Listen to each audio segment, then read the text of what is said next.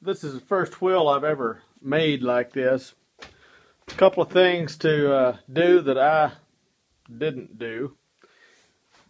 First off, measure the distance from the hole in your spoke to the face of your spoke.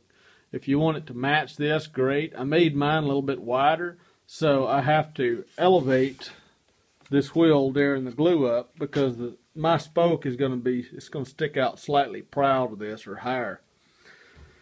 Now I used a Roman Ogi router bit, is the type it's called, to make this design here.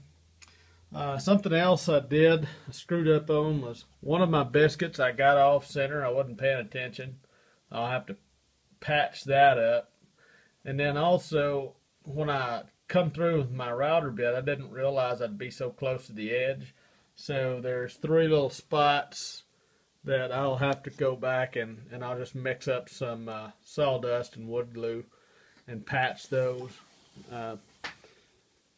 You want to make sure that you do a dry clamp.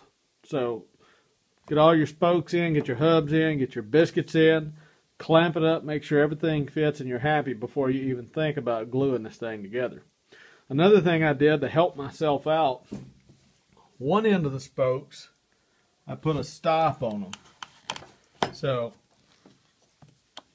that'll look fine, but the other end, I just made a kind of a taper here so that this is adjustable in and out.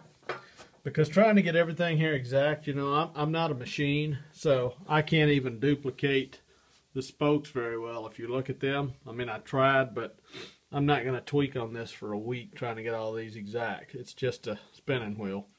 So you'll put your stop on one end, and then you leave the other end without your stop, and that way you have a little bit of adjustment. You know, nobody will ever know. You're going to cover this portion up with a vertical member anyway.